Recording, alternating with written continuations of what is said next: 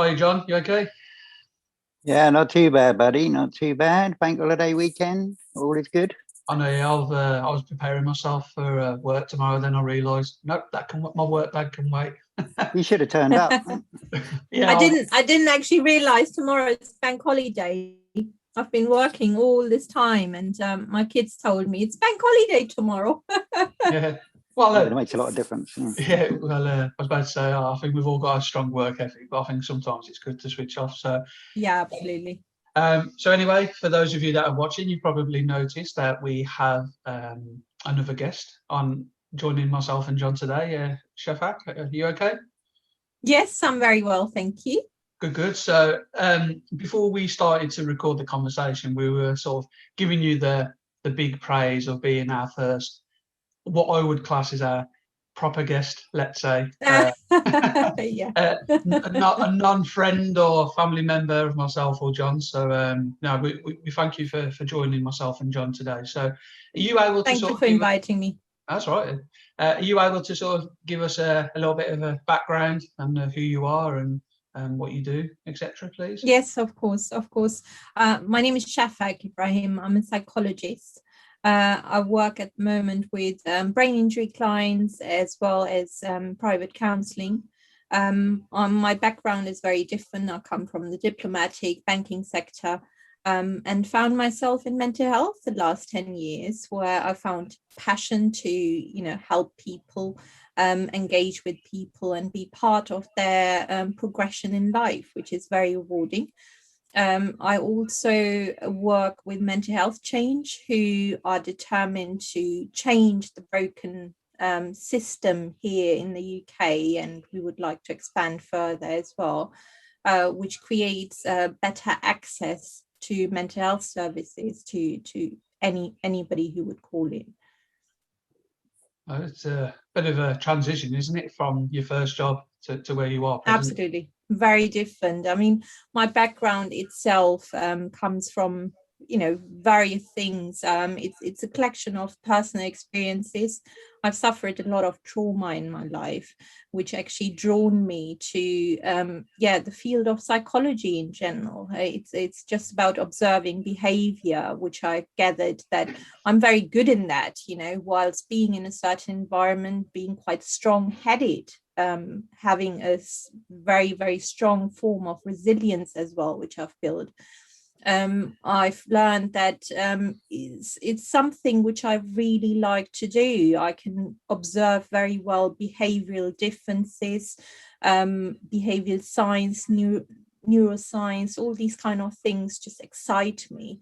And when I started working in the mental health sector in general, first of all, as a linguist, I speak various languages. I found myself very quickly in a position where a lot of consultants were not able to connect with the client itself. There were a lot of barriers. It wasn't about the academic pathway or the knowledge which they possessed. I just think there's certain kind of just life experiences probably, or certain kind of empathy lacking, which is just not there, which is why I then came into place and started mediating in between these parties.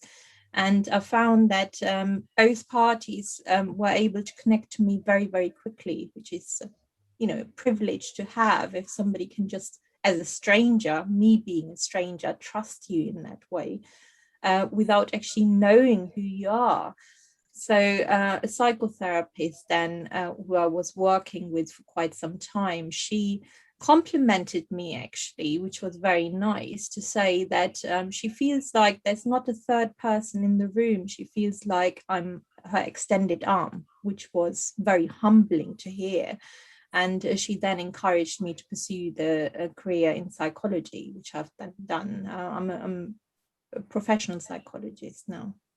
No, I mean, for me, and just to give you a bit of an insight, Shafak, about what I do away from Two Blokes on a Phone, I'm a tutor assessor, in which I teach a lot of health and wellbeing, community sport-based qualifications. And some of the key aspects of that qualification is around like behaviour change and working with people of influence. And, I was really intrigued by what you were talking about, that you've had a lot of lived experiences, and you want to help people through sort of mindset and change like that. But how have you? How do you think people perceive the job that you do? You know, like from an outsider looking in, because you know we've had a couple of guests, and I had the feedback that me and John are two average blokes. You know, we're just two average blokes. And, okay. What does that mean, being average blokes? Well, I don't know. Well, I took it a bit personally. I did, but I'm getting over it, John. Don't worry, I'm getting over it. But I think for me, when people, because I've had some lived experiences, I know John has, and we're both advocates of, you know, checking in, reaching out, helping people, the best we can. But we still had one or two, I wouldn't say challenges, but people question, you know, why we're doing it, you know, what impact we can have. I mean, what was your sort of transition from, you know, the job that you referred to earlier to what it is now? Do you still get people sort of scoff at what you do, or look down on it maybe? Not really, actually. I think it's the way how you present things, which is very, very important. You know, how you market yourself, how you present yourself.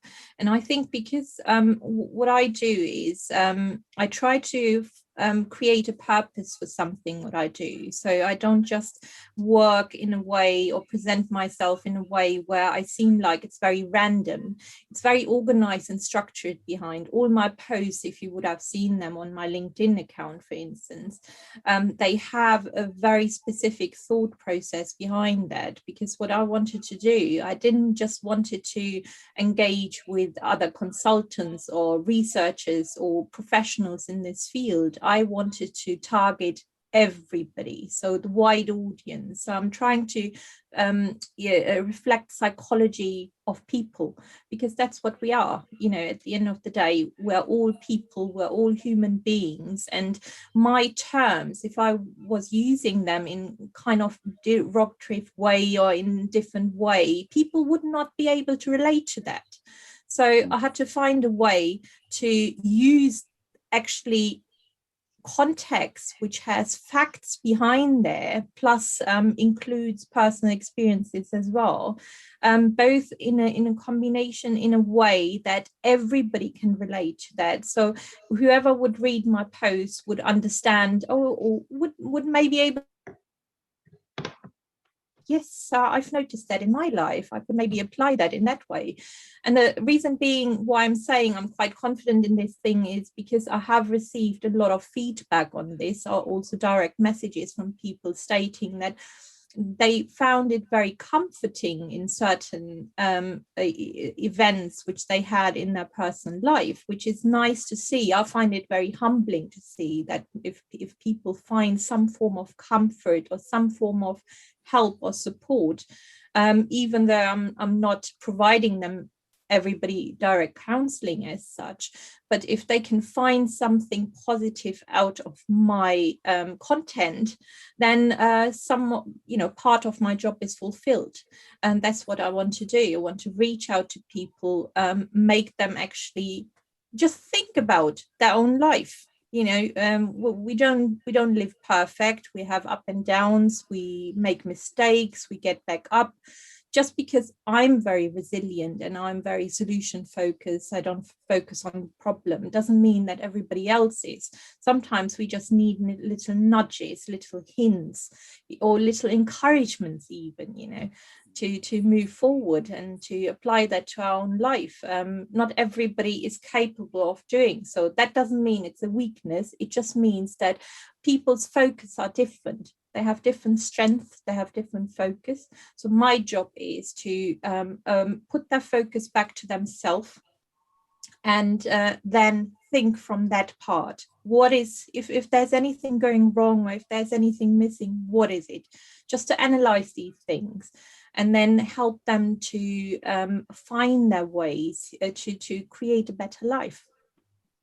I was just wondering, Shafaq, I mean, it's a fairly common question, I would imagine, that how would you explain the difference between psychiatry and psychology? It's very easy. Psychiatry is a medical profession.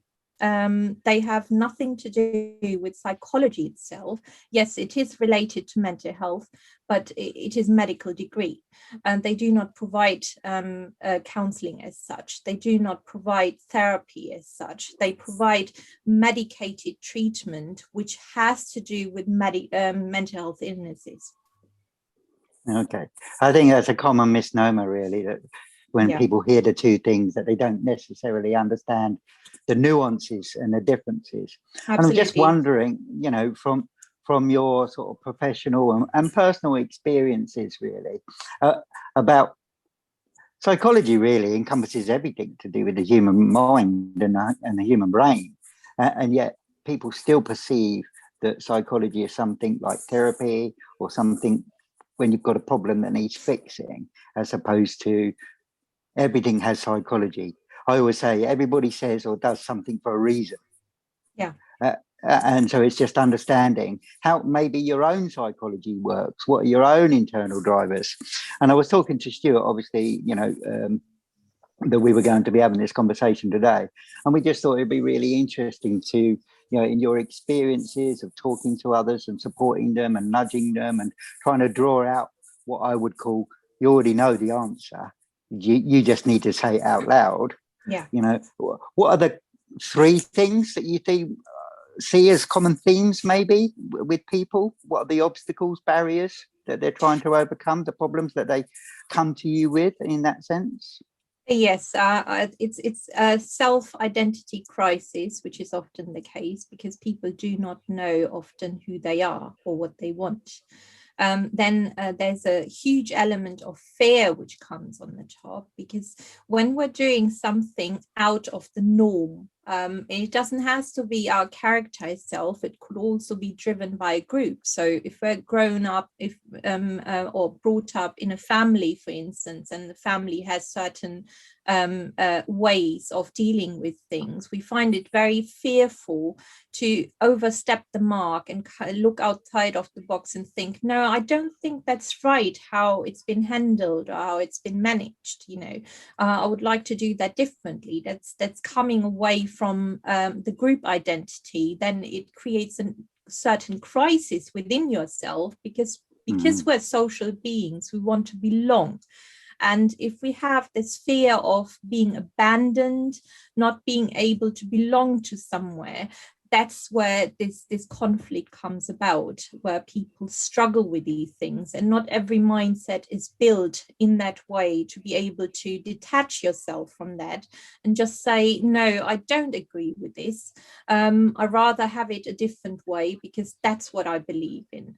That's where the identity crisis comes in. I mean, these are now 2 elements which I've covered. The third element would be just in the evolutionary way, where it comes back to group identity as well, similar in that way, where we look for kinship. You know, we look for similarities, we look for people who we are familiar with, wherever it's your family, wherever it's your friends, wherever it's the culture you've grown up with. You know, you don't want to detach yourself from that because that's what you're accustomed to. You don't know anything different, and to explore something new, it's very, very scary. It's like a little child who you would leave out in the world and you just want him to explore the world on its own. It's very scary to do that. And there's only a few, or it takes a certain, I wouldn't even say strengths, because that would be wrong. You know, people who stay within that group are not weak as such, but they may just not have the courage in general to come out and explore the world with a different perspective. Yeah, I mean, it's really interesting hearing you talking in that way, Shafaq, about some of the things that we've probably touched upon in what I would call a layman's perspective, an average bloke. I'm going to keep reminding Stuart that these are the sort of topics that we probably experience and feel and wanted to get across in the conversations that we have.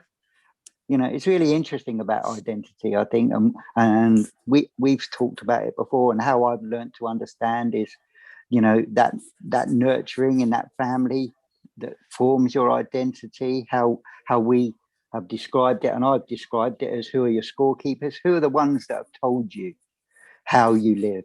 What are the measures? What are the ways of being within the world? And you can see that in so many people. If you stop and think now about, obviously the one that springs to my mind is being brought up in a certain religious background where this is how you do things, you know, and the amount of times that people, when they get to 16, 17, start to rebel because they start to see a different perspective in the world. They start going out, maybe to university and to work, and seeing different experiences and how other people are living. And it's really interesting how that identity, you know, is formed very early. That, you know, I've said before and quoted like Rudyard Kipling, give me the boy of 7 and I'll give you the man. And it's so how that's intrinsically forming inside you. And yet it's almost hidden. You don't realize it. You're just going along. And I mean, some point, something happens. Yeah. What is important is, I mean, we cannot live without identity neither. You know, as much I'm saying that these identities are formed through these group existences, but we also need that as well. It then takes our mind, when we become older, to have a clear understanding of whether some things are right or wrong in our mind, you know, the way how we've been brought up. For instance, it could be even a race issue, you know, it could be a living or be brought up in a predominantly right-wing family. That doesn't mean the child is at fault, but once it reaches that stage where it has a full developed mindset, then it's the person's choice to explore and to understand what is actually happening in their environment. And it takes a certain kind of education and will to explore these things. If somebody is closed up and wouldn't like to do that, then there's not much you can do unless, you know, you keep talking to that person, approaching that person, if that's what you want to do. But other than that, it is a choice afterwards. If we want to continue living that life how we've been brought up, or we want to actually explore more things and just you know, look into the beautiful world where we're in at the moment, and start understanding who we really are, because after all, we are all human beings. Do you really think, because I'm sitting here thinking I'm 56 and I still haven't figured it out. Do you think you ever do, truly? I don't think you fully do, because the point is, we're human beings, we're always learning. We never actually get to that point 100% where we know who we exactly are, because if you have to look at it in that way.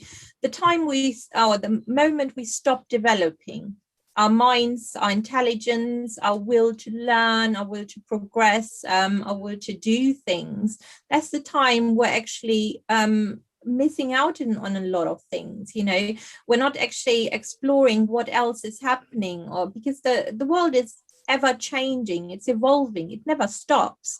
And we as human beings cannot stop neither, because if that was the case, we would stay, for instance, 20 forever, we would stay 30 forever. Why do we become older? Because our body evolves, our mind evolves, our mindset, which is now, for instance, me 20 years ago, was very different. Although it has a lot of similarities, because I've always been a humane person wanting to help humanity, but the way how it thinks now, it hasn't been able to think at that time. You know, I wasn't able to cope with a lot of things as strongly as I'm doing now, just to look at it in a different perspective as I'm doing now, how I was doing it before. And that comes all with learning things, growing intelligence, gaining knowledge, all these kind of things. So we're ever evolving. But as long as we reach that point, or we get to that point where we sort of know who we are, where we can actually say, no, I don't believe in that. This is what I would like to do. That is the right path to head to, because a lot of people don't get to that stage. Yeah, I think. Sorry, go on, Stuart. No, I was just saying that, I mean, I've been listening for the last 15 minutes and there's been, I'm right, well, trying to make some notes, but Well, you're recording it. I know, I feel like I'm in a lecture myself. I'm fully absorbing this. But I mean, to counteract what you said, John, you know, so Shafiq, I'm sort of giving you an insight. Shafaq. It's Shafaq. Sorry, Shafiq is a man's name. Oh, sorry, Shafaq. That's okay. You know, how I've known John. I mean, we're talking over 6 years ago plus now, and we share a lot of common interests around sport, community development, empowering people.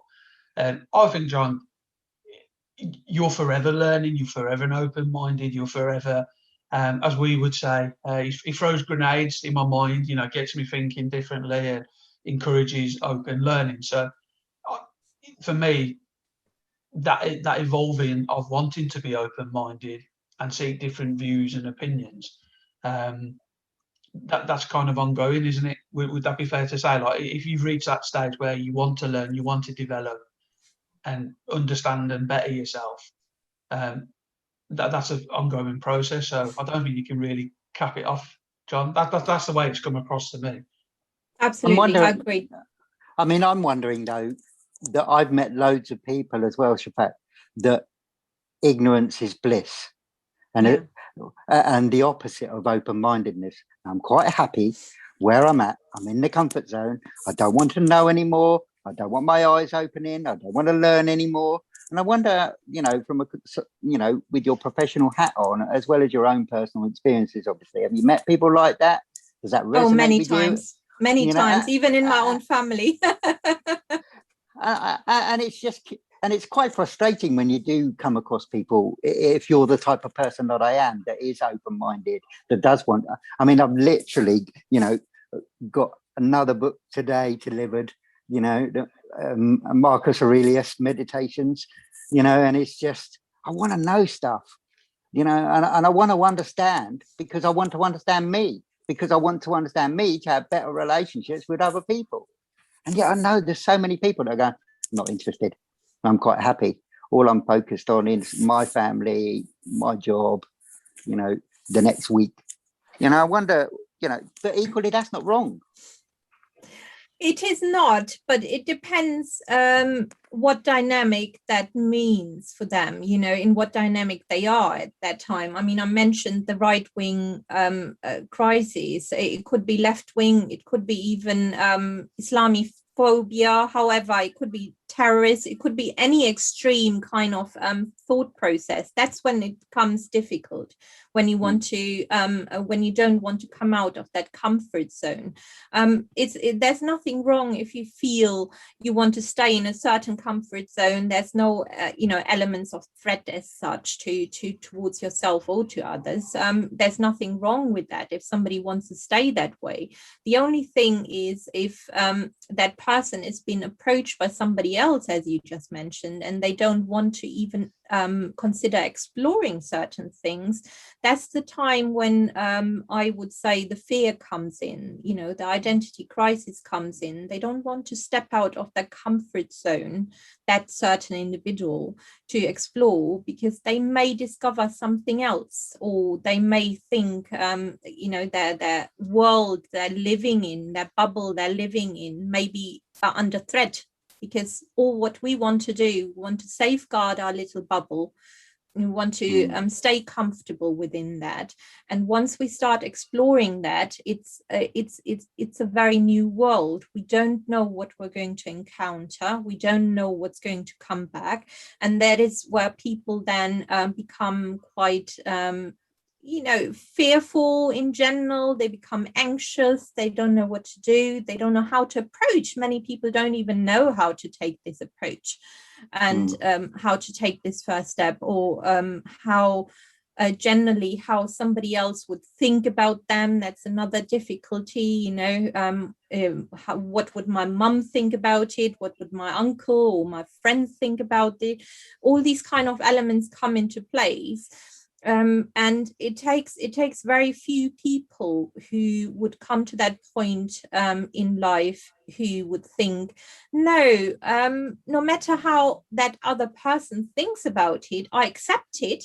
it's fine, it's their own opinion, their own individual, but it's not my opinion, it's not my way. I want to explore this further. I mean, I can identify myself with that because I've come a long journey where I was kind of in conflict between a lot of abuse, and that hasn't only got to do with just my Asian background. As you can see, I'm Asian. It's also got to do with a lot of history, which is their traumatic history, which has then developed into the choice of relationships which I had. So my family is quite orthodox Muslim background, but because of the traumatic events which I have been encountered throughout my life, I've kind of been pushed, I would say, or forced to look outside of the box, because sometimes I didn't have, over years, many times, no contact to my family, been also ostracized, besides having to live these traumatic experiences. So it gave me a perspective. I would say I'm actually thankful to my family in that way, because I was given the opportunity to explore the world. Even though I have certain morals for myself, that's nothing to do with somebody else. I'm just quite old school in certain ways. I'm a big empath, which can be difficulty as well, because people do intend to take advantage of these things. Yeah. So I had to learn that too. But at the same time, I was also exploring myself, who I really am and what I want to do. And because I've always been very strong-headed, I have never let anyone, despite any kind of trauma, make me bend my thoughts or change my thoughts in what I believe in. And that's got nothing to do with my upbringing or family, because I have created my own culture. I've taken a lot of positive things from various cultures, which I have, got to know or lived with, and just left out the bad bits, which I believe are the negative things. And that's what I've ingrained in my children.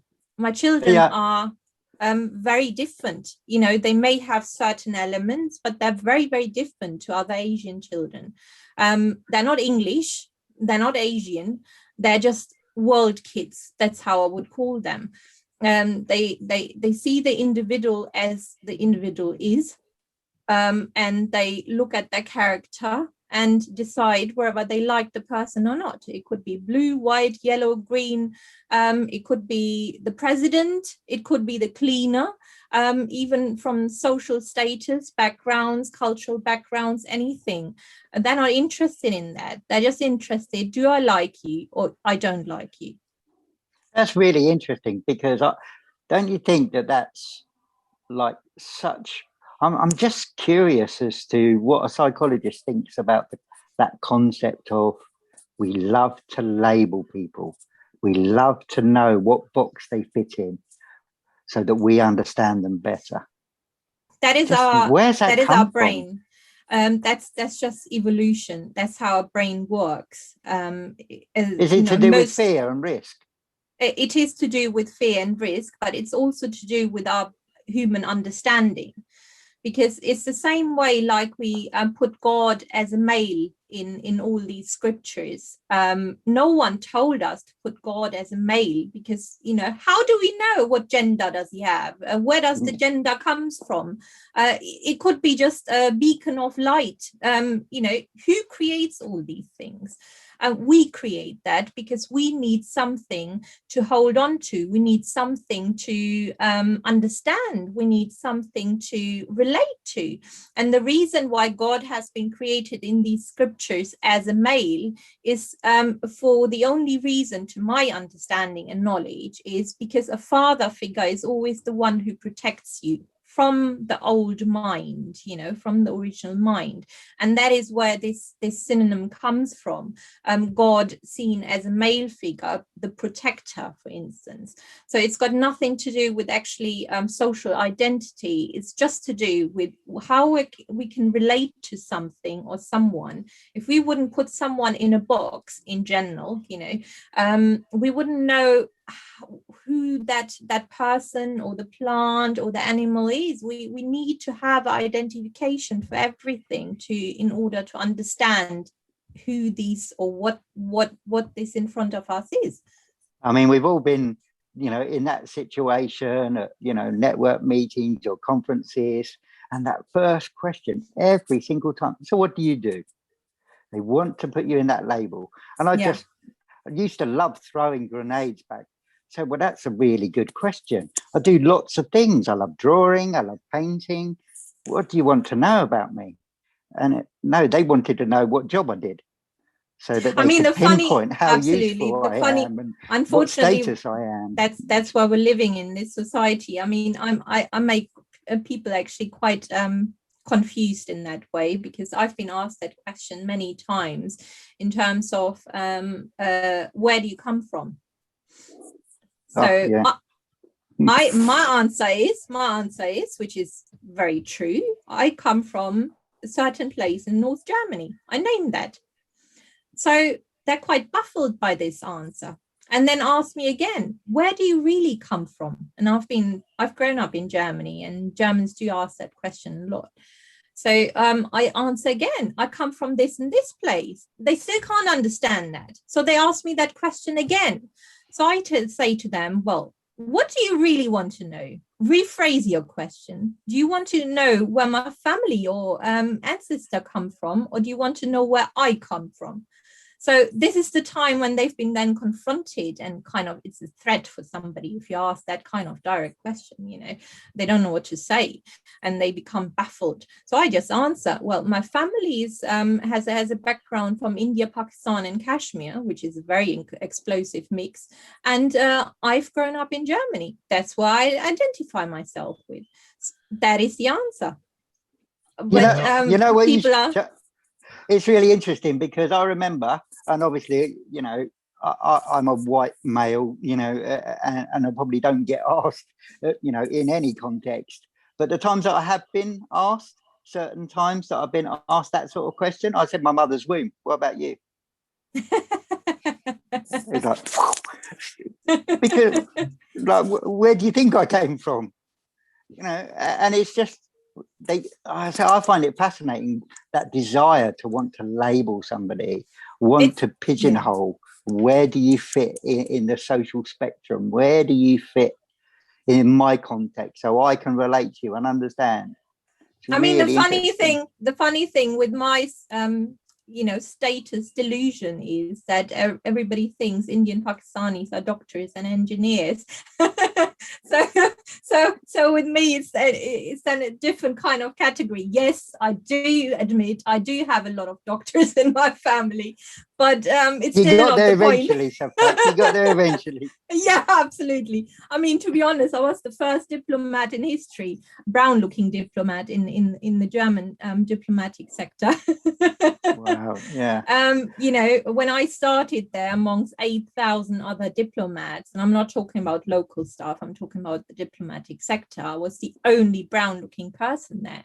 The most, I think, at that time they would spread out to recruit would be European or mix German, European as such. So it would never be someone who does not have I would say not a race, because race is wrong word to use. I would say he would not have a geographical affiliation to a certain place. So if my family was born there and brought up in Germany, it would be different, but because they haven't, that is why I have a geographical background which is different.